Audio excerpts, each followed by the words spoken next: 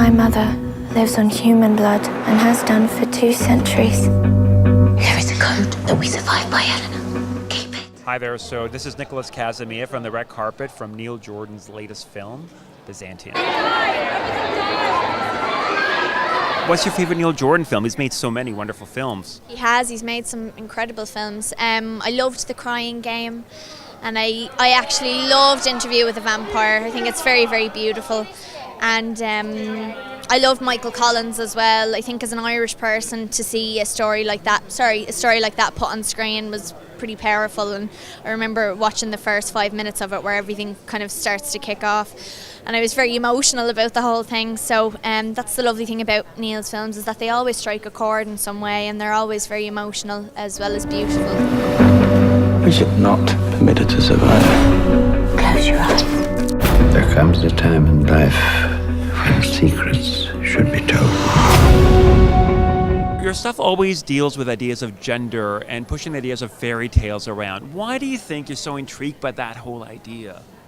Fairy tales? I don't know really. I mean, I didn't write the script, I have to say, but it's when I read it, there were so many elements that had been in my other movies. I just really got hooked, But I like unreal things, I don't think we live in the real world, really, And I think But you've made a lot out there that I kind of prefer, So vampires. This is not, though, your typical vampire story. They don't even call themselves vampires in this, They walk in the sunlight.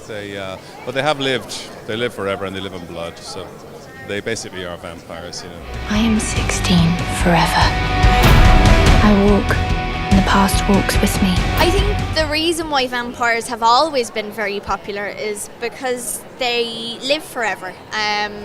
Also because, they do feed on human blood, and that's something that's a bit of a threat, and kind of it scares us a little bit, which we love. But also this whole everlasting life thing and immortality is something that I think we're quite fascinated by, and the idea of life and death and what comes if you do live forever, and what you kind of do with that gift, and whether it's a curse or, all these different questions that seem to rise when you have this story. So that's why I think they'll always be important and always quite exciting.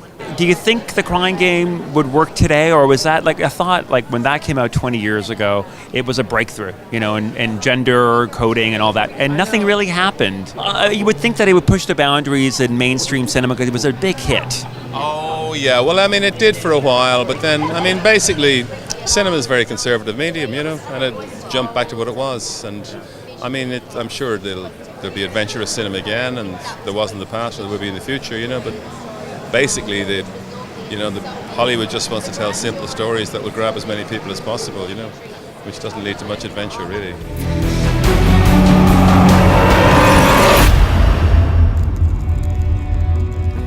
Forgive me for what I must do.